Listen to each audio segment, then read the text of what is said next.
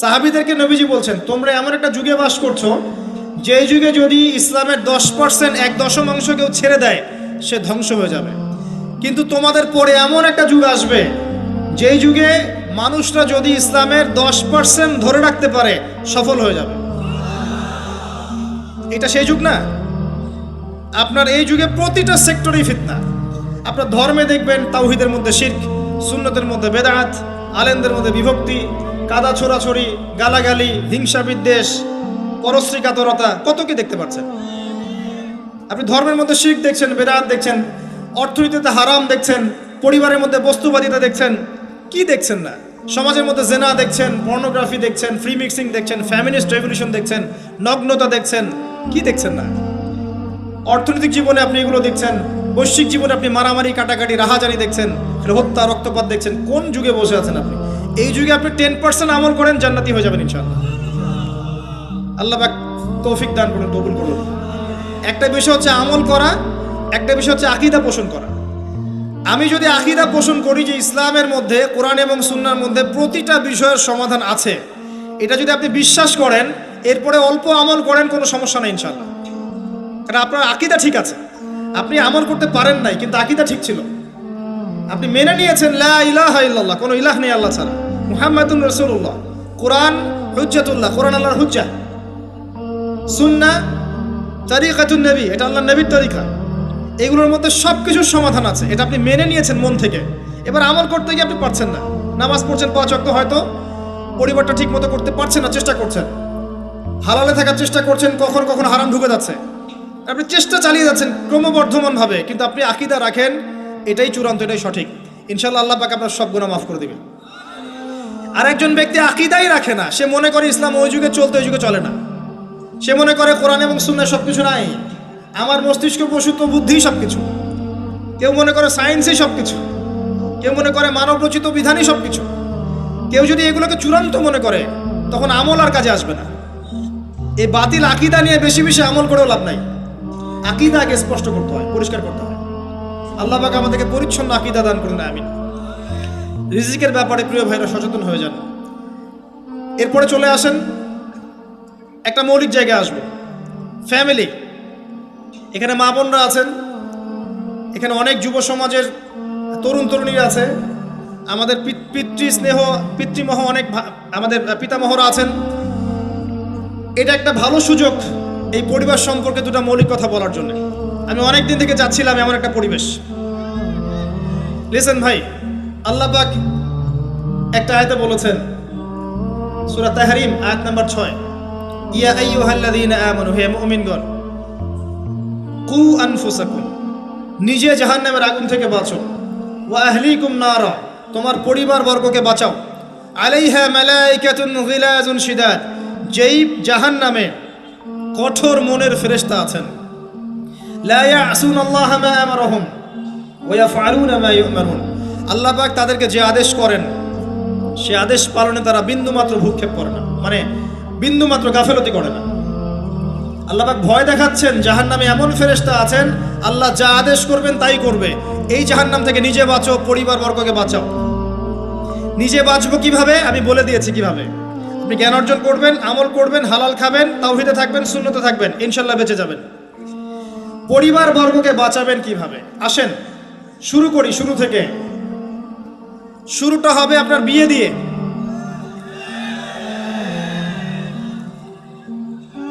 এত এক্সাইটেড হওয়ার কিছু নাই, কারণ এটা এমন একটা বিষয় যেটা করেন নাই বলে এক্সাইটমেন্ট বাড়ছে, করার পরে পস্তাতেও পারেন।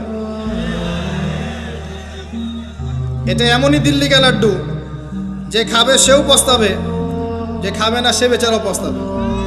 তবে আপনারা খেয়ে পস্তান, আলহামদুলিল্লাহ।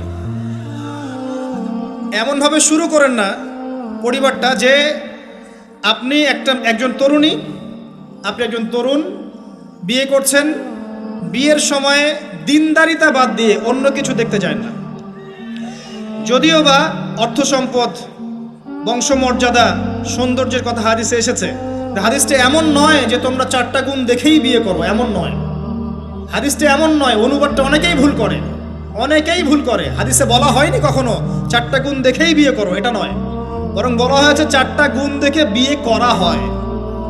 কথা কি বুঝতে পারছেন? কেউ এটা দেখে, কেউ এটা দেখে। তোমরা দিনদারিতা দেখো, না হলে তোমাদের হাত ধুলোয় ধূসরিত হবে। হাদিসটা এমন। এক্ষেত্রে কি আমরা বলবো, প্রথমত বিয়েটাকে সহজ করে দেন। বিয়েটাকে সহজ না করলে সমাজে জেনা বাড়তে থাকবে, এবং জেনা বাড়ার কারণ আছে।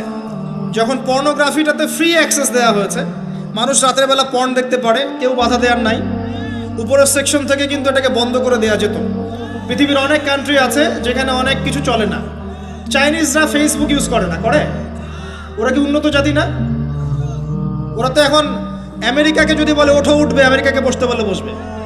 ওরা এমন জায়গায় চলে গেছে। ওই ইউক্রেন ইস্যু নিয়ে আমেরিকা আর ন্যাটো আর এই ব্রিটেন আর ফ্রান্স আর ইসরায়েল কিছুই করতে পারবে না ইনশাআল্লাহ, বিকজ এখানে একটা বড় অ্যালায়েন্স আছে চায়না এবং রাশিয়ার। কিছুই করতে পারবে না। বরং এর উদ্দেশ্য, যে উদ্দেশ্যে এটা কাজ করেছিল তারা, এটাতে সফল হবে না তারা ইনশাআল্লাহ। আজকের টপিক এটা না, আমি এদিকে যাচ্ছি না। মূল বিষয়টা হচ্ছে যে সহজ করতে হবে বিয়েটাকে। উপযুক্ত বয়স হয়ে গেলেই একটা উপার্জনের সোর্স খুঁজবেন। আগে বেকার অবস্থায় বিয়ে করতে যায় না, উপার্জনের সোর্স খুঁজবেন। তারপরে আপনি আপনার পরিবারকে বলবেন আমার বয়স হচ্ছে, আমাকে বিয়ে দাও। এবার আসেন, বিয়ের সময় দিনদারিতা ছাড়া অন্য কিছু দেখতে যায় না।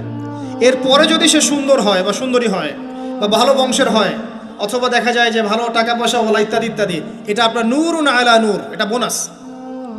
কিন্তু এগুলো যদি নাও থাকে, শুধু দিনদারিতা থাকে, আপনি রাজি হয়ে যান। পরিবারের কর্তাদেরকেও বলবো যে মেয়ে বিয়ে দেওয়ার সময় ছেলের টাকা পয়সা দেখতে যায় না, ছেলের স্ট্যাটাস দেখতে যায় না বেশি বেশি।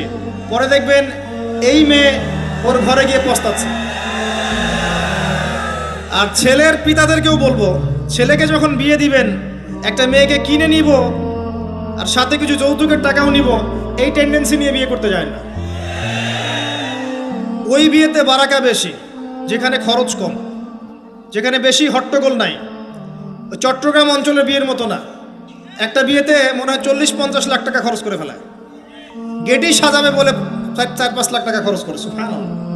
এই 5 লাখ টাকা দিয়ে, এই 5 লাখ টাকা দিয়ে আর মনে হয় 10টা-20টা পরিবারকে বিয়ে দেওয়া যাবে।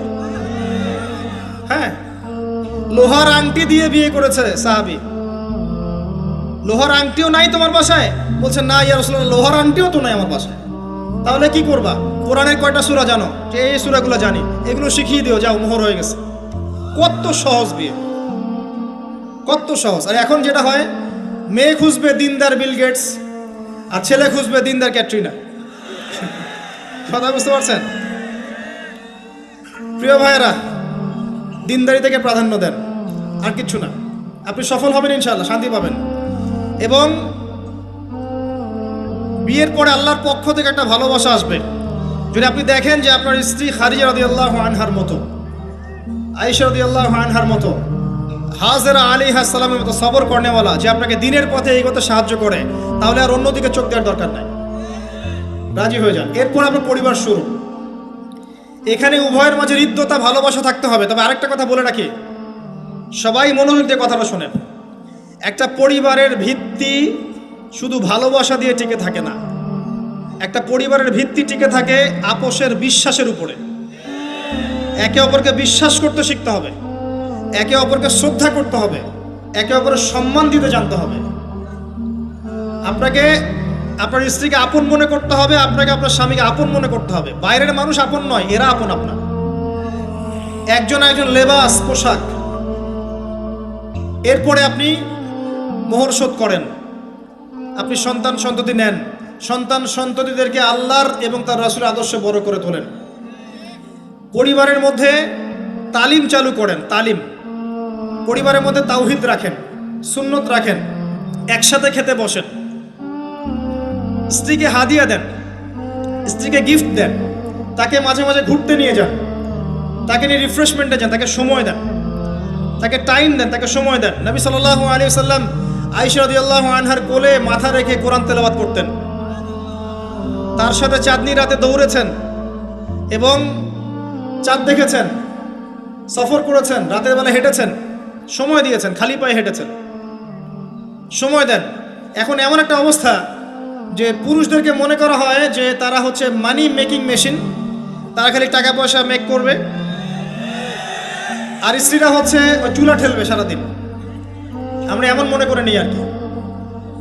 আবার এই যে ফ্যামিনিস্ট রেভলিউশন যখন থেকে আসছে, ফ্যামিনিস্ট রেভলিউশন কি জিনিস? দাজ্জালের ফলোয়ার্স আর কি, যে মেয়েদেরকে আপনি ঘরে রাখতে পারবেন না। তো তারা যখন থেকে এসেছে, ইমার্জ করেছে, তখন থেকে তারা একটা কনসেপ্ট দিয়েছে যে পুরুষ আর নারী একে অপরের প্রতিদ্বন্দ্বী। দেখবেন প্রতিদ্বন্দ্বিতামূলক কথাবার্তা বলে। স্বামীর মুখের উপর তর্ক করতে যাবেন না। স্বামীকে বাইরের অনেকগুলো বিষয় ফেস করতে হয়। একজন স্বামী মনে করেন প্রশাসনে চাকরি করে, তাকে তার ডিউটি ফেস করতে হয়, তার বসকে মেনটেন করতে হয়, তার এগুলো সামলাতে হয়, তাকে বাজারঘাট করতে হয়, সারাদিন পরিশ্রম করে সে বাসায় ঢোকার পরে আপনি মুখটা গোমরা করে বসে থাকেন। স্বামী আহলান সাহলান করেন না, তাকে একটু আদর করেন না, মহব্বত করেন না, তো অটোমেটিকলি তো আপনার দিক থেকে তার মনটা চলে যাবে অন্যদিকে। স্বাভাবিক। আপনি আপনার স্বামীর জন্য সাজেন না, বাইরের মানুষের জন্য সেজে বুঝে আপনি মার্কেটে যান। প্রবলেম সেগুলা। এরা মনে করে স্বামী স্ত্রী একে অপরের প্রতিদ্বন্দ্বী, অথচ এরা একে অপরের পরিপূরক। একে অপরের পরিপূরক। উভয় হৃদ্যতা ভালোবাসায় পরিবার গড়ে ওঠে। যে পরিবারের মধ্যে হৃদ্যতা ভালোবাসা আছে, ওই পরিবারের বাচ্চা কাচ্চারা দেখবেন বড় আলেম হবে, বড় নেতা হবে, বড় কিছু হবে ইনশাআল্লাহ। যেখানে এগুলো নাই, ওই সন্তানরা বড় হয় হতাশার মধ্যে, কাজের বুয়ার কাছে, ডে কেয়ার সেন্টারে। এরা তো বড় হয়ে জঙ্গি হবেই, সন্ত্রাসী হবেই, স্বাভাবিক। ভালো প্যারেন্টিং দিতে পারে নাই। এরকম না বিষয়টা। সময় দিতে হবে, একে অপরের দায়িত্ব বুঝতে হবে, আপোষের মধ্যে বিশ্বাস থাকতে হবে, ভালোবাসা থাকতে হবে এবং সবরের মানসিকতা থাকতে হবে। মেয়েদের ব্যাপারে বলাই হয়েছে তারা বাঁকাহার, অতএব চাপ দিতে যায় না, ভেঙে যাবে। চাপ দিতে যায় না, ভেঙে যাবে। ওই অবস্থায় ছেড়ে দিলে ওই অবস্থায় থেকে যাবে। একটা কথা আমি বলি, আমি শিখেছি আমার লাইফ থেকে, আল্লাহ পাকের প্রতিটা সৃষ্টি এক একটা রূপক মেসেজ দিচ্ছে। জানেন, রাবার গাছ দেখেছেন? রাবার গাছ, যে গাছ থেকে রাবার হয়, গাছটাকে দেখবেন পরিচ্ছন্ন, গাছটা পরিষ্কার। যে নিজে পরিষ্কার করে সে নিজেও পরিচ্ছন্ন। জমিনের মধ্যে দেখবেন মৃত জমিন, বৃষ্টি পড়লো, সজীব হয়ে উঠলো, সবুজ ধান ক্ষেত। এই সবুজ ধান ক্ষেতটা আপনার যৌবন, আস্তে আস্তে ফসল হবে। এই ফসল হওয়ার টাইমটা হচ্ছে আপনার পৌরত্ব। এরপরে ফসলটা কেটে ফেলা হবে। এই ফসলটা আপনার ভালো কাজ, আমল সালেহ, এটাকে রেখে দেওয়া হবে। বাকিটাকে হলুদ বর্ণের যে খড়কুটা, এটাকে জ্বালিয়ে দেওয়া হবে। এই যে ধান গজালো, একটা সিজন গেল, এর মধ্যে আপনার দুনিয়ার জীবনের হায়াতের রূপকতা আছে। জি, পাহাড়কে দেখেন, পাহাড় বিশালতা নিয়ে দাঁড়িয়ে থাকে। ওর গায়ে যতই ঢিল মারেন, লাথি মারেন, সমালোচনা করেন, সে নড়বে না তার জায়গা থেকে। থাকবে, সে ওর জায়গায় স্টিল থাকবে, কিন্তু সে শান্ত থাকে, সে চিল্লাফাল্লা করে না। তাই যারা সাহসী বীর, তারা বেশি কথা বলে না, শান্ত থাকে।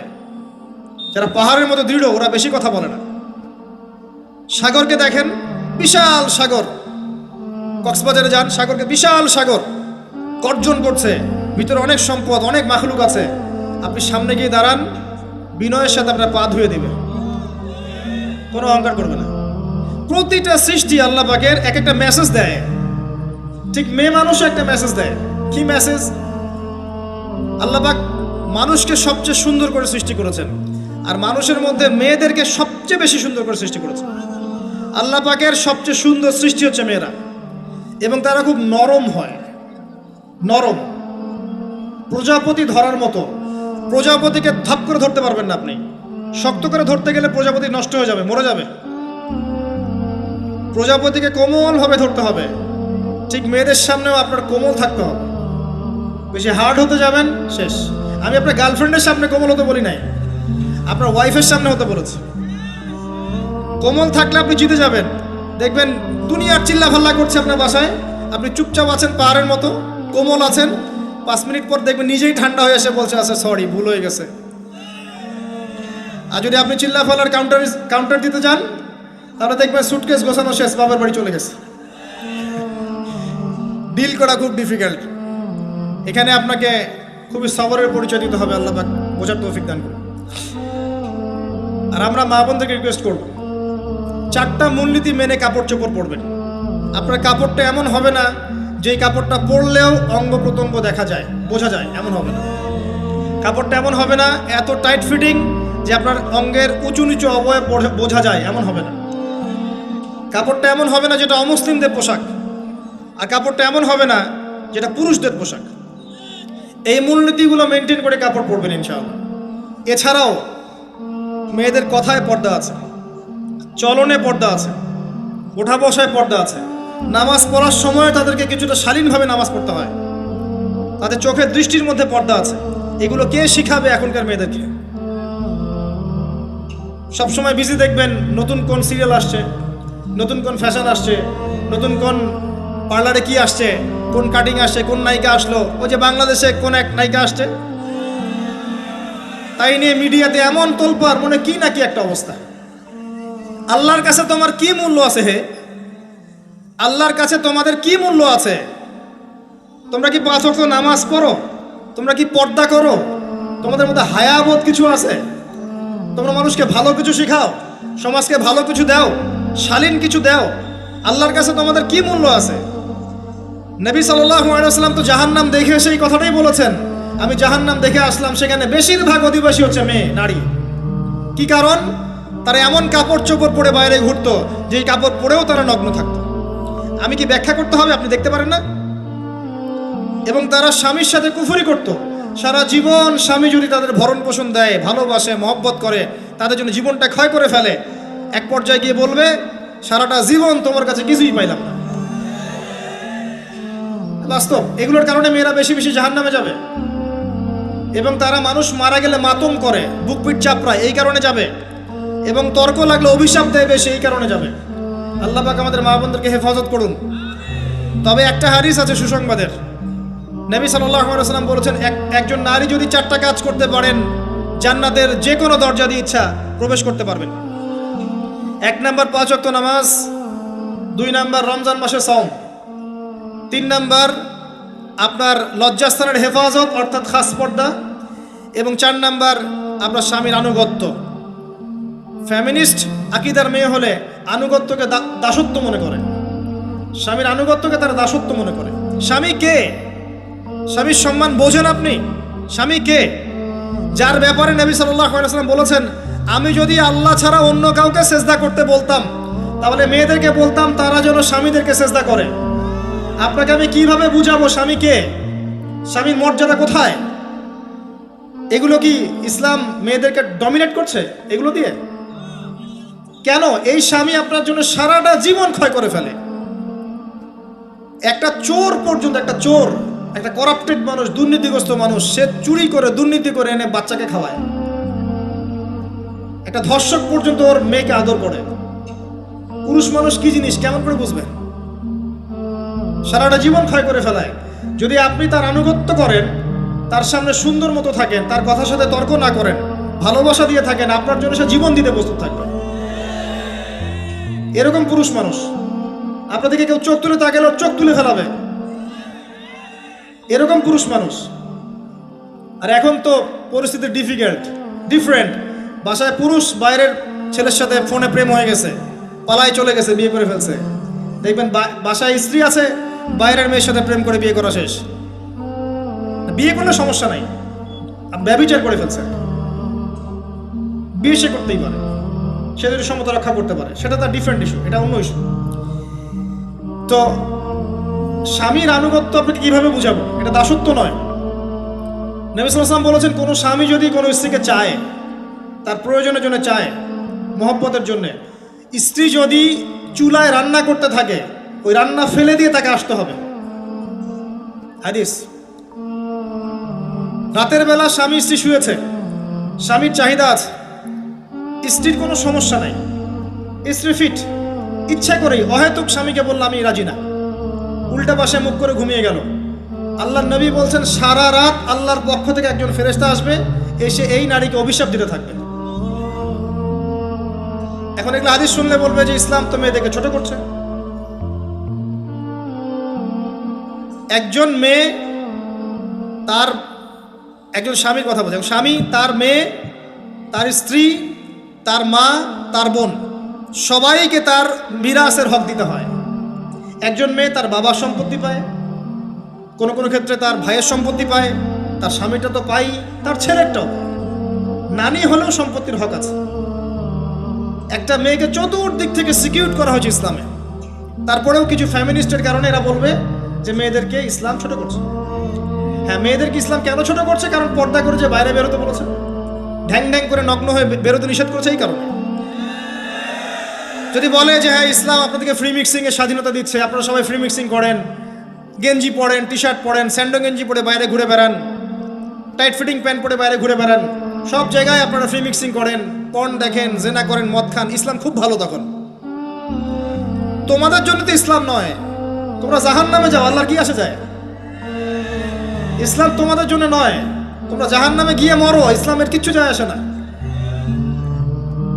আল্লাহর ওয়াস্তে পারিবারিক আদর্শের দিকে ফোকাস করেন প্রিয় ভাই। নিজে জাহান্নামের আগুন থেকে বাঁচান, পরিবার বর্গকে বাঁচান, পরিবার আরেকটা পার্ট হচ্ছে আপনার পিতামাতা। পিতামাতার সাথে খারাপ আচরণ করতে যায় না আল্লাহর ওয়াস্তে। সেই ব্যক্তির জন্য ধ্বংস যার পিতামাতা বেঁচে আছে, তাদের হক আদায় করে সে জান্নাতে যেতে পারলো না, তার জন্য ধ্বংস।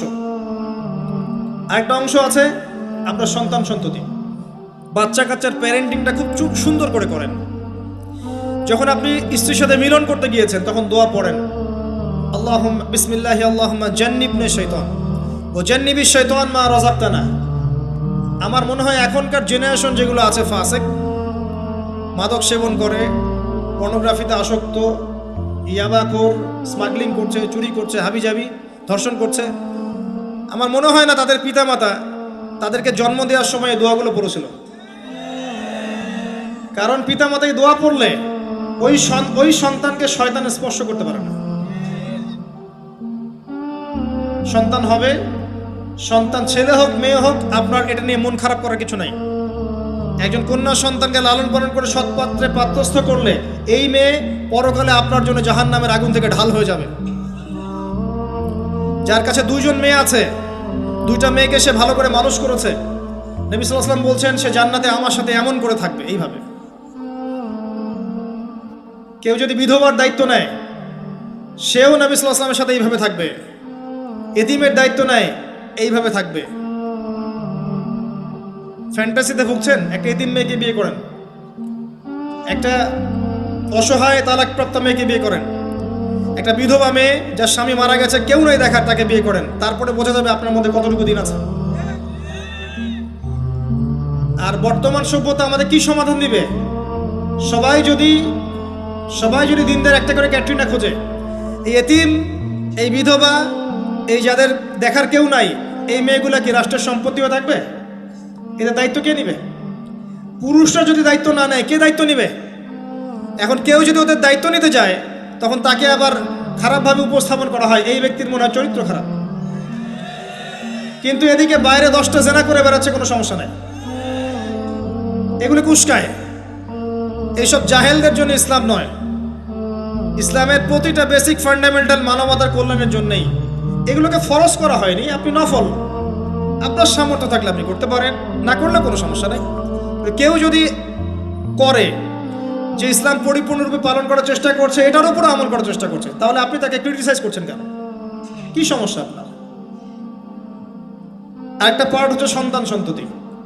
বাচ্চা কাচ্চাকে ছোটবেলা থেকেই মানুষ করতে হবে এমনভাবে যাতে করে বড় হয়ে এরা এই উম্মার খালেদ এবং ওমর হতে পারে। বাচ্চা ছোট বাচ্চাকে আপনি ভালো খাবার দেন, মায়ের স্নেহ দেন, বাবা মার সাথে রাখেন, একটু গ্রাম্য পরিবেশে নিয়ে গিয়ে তাকে বড় করেন। কেন বলছে কথা? এখানে পরিবেশ সুন্দর থাকবে, সে দৌড়াবে ধুলার মধ্যে, মাঠের মধ্যে খেলবে, সুন্দর ভাষা শিখবে। এরপরে তাকে ভালো প্রতিষ্ঠানে পড়ান। প্রতিষ্ঠানটা এমন হবে যে প্রতিষ্ঠানে জেনারেল শিক্ষা, ইসলামিক শিক্ষা একসাথে দেয়া হচ্ছে, সে সব শিখবে। আমার ছেলে কোরআনে হাফেজও হবে, আমার ছেলে ডক্টরও হবে ইনশাআল্লাহ। এভাবে করে তোলেন। আধুনিক হন, মাথাটা খাটান, ব্যাকডেটেড মানসিকতা বাদ দেন। বিশ্বটা এগিয়ে গেছে, আমাদেরকে এগিয়ে যেতে হবে। একমুখী জ্ঞান দিয়ে আপনি কিচ্ছু করতে পারবেন না এই যুগে। দ্বিমুখী শিক্ষার একটা হারমোনিয়াস কম্বিনেশন দরকার। আমাকে কোরআন জানতে হবে, সায়েন্সও জানতে হবে, নাহলে আমি সায়েন্স দিয়ে কোরআনকে ব্যাখ্যা করতে পারবো না, কোরআন দিয়েও সায়েন্সকে ব্যাখ্যা করতে পারবো না। জানতে হবে, আমাদেরকে শিখতে হবে, পড়তে হবে, প্রচুর পড়তে হবে। বাচ্চাদেরকে ছোট থেকে বড় করেন এভাবে। আস্তে আস্তে গিয়ে দেখবেন তারা যখন কিশোর, তাদের বন্ধু বান্ধবের সার্কেল দিকে খেয়াল রাখেন। আপনি বাবা হিসেবে তার বন্ধুর মতো আচরণ করেন, মা হিসেবে তার সাথে বান্ধবীর মতো আচরণ করেন, তার সাথে ক্লোজ হন, তার সমস্যাগুলো জানার চেষ্টা করেন। তাকে ফ্রি মিক্সিংয়ের মধ্যে পড়াশোনা করতে দিবেন না, না হলে স্কুল লাইফে সতীত্ব হারিয়ে ফেলবে। অনেক সময় অনেক মেয়ে আছে স্কুল লাইফে সতীত্ব হারিয়ে ফেলেছে, কলেজ লাইফে যেতে যেতে প্রস্টিটিউশনে চলে গেছে, অনেক মেয়ে আছে। এগুলো টপ সিক্রেট না, এগুলো সব ওপেন সিক্রেট। এখন ঘরে ঘরেই সমস্যা, মানুষ লজ্জায় বলতে পারে না। যে কটা মিডিয়া আসে এগুলো তো আমরা জানি, ঘরে ঘরেই সমস্যা ঢুকে গেছে, মানুষ লজ্জায় বলতে পারে না। ছোট ছোট বাচ্চা মেয়েদেরকে পর্যন্ত রেপ করা হচ্ছে এখন।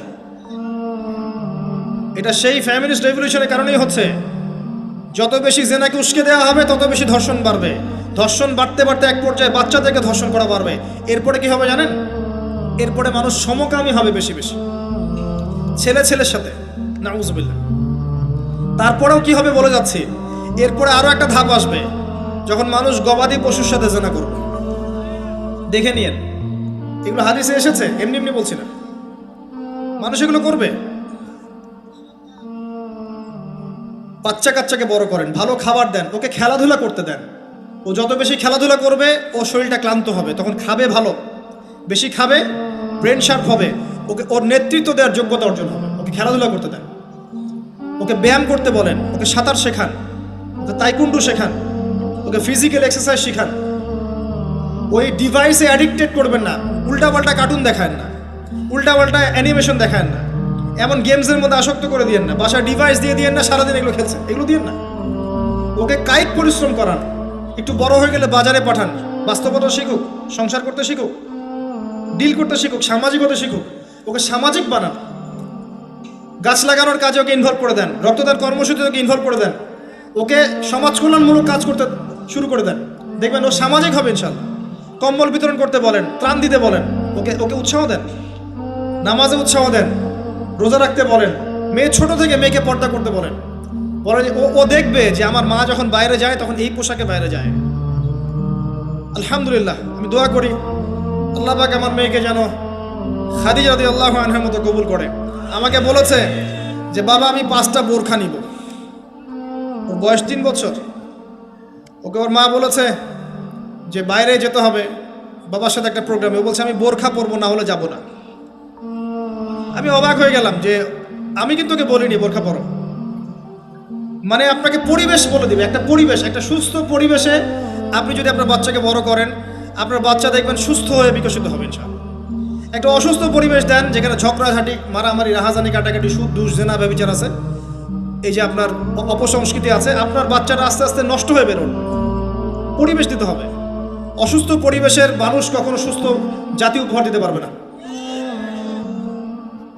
তো এই বিষয়গুলো দিকে খেয়াল রাখেন, মেয়ের পোশাকে খেয়াল রাখেন, তবে মেয়েকে কার কোলে তুলে দিচ্ছেন এটা খেয়াল রাখেন। এই যুগটা খুব কঠিন যুগ, কাছের মানুষদেরকে দ্বারা মেয়েরা ধর্ষিত হচ্ছে, খুব খেয়াল রাখেন। বাসায় কাজিনের এত থ্রু অ্যালাউ করেন না, কাজিন সম্পর্ক থ্রু করেন না, অ্যালাউ করেন না। আপনার মেয়েকে মেয়েদের ব্যাচ একটা পুরুষ টিচার পড়াচ্ছে, ওই ব্যাচে আপনি মেয়েকে পড়তে দিয়েন না।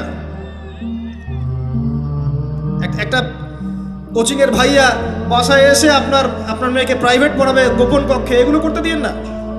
পরে আপনার মেয়ের ইজ্জত চলে গেলে আপনি হামাও করবেন, তখন আপনি অ্যাক্সেস করে দিচ্ছেন, জেনার সুযোগ দিচ্ছেন।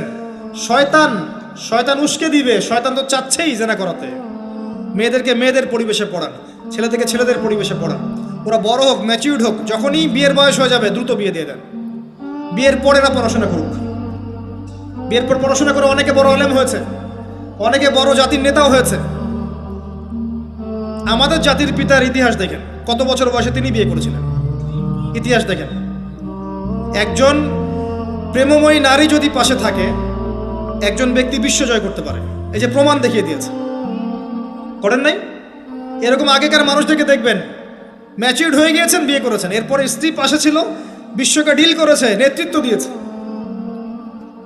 এই বিষয়গুলোতে খেয়াল রাখেন। পরিবারে হারাম ঢুকতে দিয়েন না, পরিবারটাকে ইসলামিক মূল্যবোধে গড়ে তোলেন। কু আনফুসাকুম ওয়া আহলিকুম নারা, এই হাদিসের উপর আমল করেন। আল্লাহ পাক তৌফিক দান করুন, আমিন। এরপরে বড় বিষয়গুলোতে যাবেন আপনি ইসলামের খেদমত, ইসলামের প্রচার, ইসলামের প্রসার, Islamic association, Islamic NGO, Islamic হাবিজাবি, এগুলোর দিকে আপনি পরে যাবেন। আগে বেসিকগুলো ঠিক করবেন। এই কাজগুলো যদি আমরা করতে না পারি, তাহলে আল্লাহ পাক ওই যে বলেছে সূরা আরাফ 179 প্রথমে বলেছে ওর অন্তর্ভুক্ত হয়ে যাব। তাদের পাপ কি ছিল? তারা যে বেশি বেশি জাহান্নামে গেছে, কি পাপ ছিল? 1 নাম্বার, লাহুম কুলুবুন লা ইয়াফকাহুনা বিহা, ওদের কলব ছিল, উপলব্ধি করেনি। ওয়ালাহুম আযানুন লা ইয়াসমাউনা বিহা, কান দিয়েছিলাম শোনেনি। ওয়ালাহুম আ'য়ুনুন লা ইউবসিরুনা বিহা, চোখ দিয়েছিলাম দেখেনি। উলাইকা কাল আনআম, এরা হচ্ছে গবাদি পশুর মতো। বাল হুম আদাল, বরং তার চাইতেও নিকৃষ্ট। ওয়া উলাইকা হুমুল গাফিলুন, এরা হচ্ছে গাফিল সম্প্রদায়। আল্লাহ পাক আমাদেরকে যাবতীয় গাফিলতি থেকে হেফাজত করুন, আমিন। আমরা আলোচনার শেষ প্রান্তে এসে দোয়া করছি, আল্লাহ পাক আমাদের সবাইকে শিরিক মুক্ত আমল করার তৌফিক দান করুন, আমিন। নবী সাল্লাল্লাহু আলাইহি ওয়াসাল্লামের সুন্নতের উপর থাকার তৌফিক দান করুন, আমিন। আমাদের প্রত্যেকের পরিবারটাকে আদর্শ পরিবার রূপে গড়ে তুলুন, আমিন। আল্লাহ পাক আমাদের প্রত্যেক মা বোনকে পর্দা করার তৌফিক দান করুন, আমাদেরকে ইসলামিক শিক্ষায় শিক্ষিত হওয়ার তৌফিক দান করুন, আমাদেরকে এই জাগতিক শিক্ষাকে ইসলামের কল্যাণে কাজে লাগানোর তৌফিক দান করুন। আল্লাহ পাক আমাদেরকে হালাল রিজিকের ব্যবস্থা করে দিন। আল্লাহ পাক আমাদের মধ্যে যারা অসুস্থ সবাইকে শেফায়ে কামেলা দান করুন। আমাদের মধ্যে যারা মারা গেছে আল্লাহ পাক সবাইকে মাফ করে দিন। আমাদের প্রশাসনের ভাইদেরকে আল্লাহ পাক হেফাজত করুন, হেদায়েত দান করুন, যাবতীয় অন্যায় থেকে হেফাজত করুন, ন্যায় নিষ্ঠার সাথে দায়িত্ব পালন করার তৌফিক দান করুন।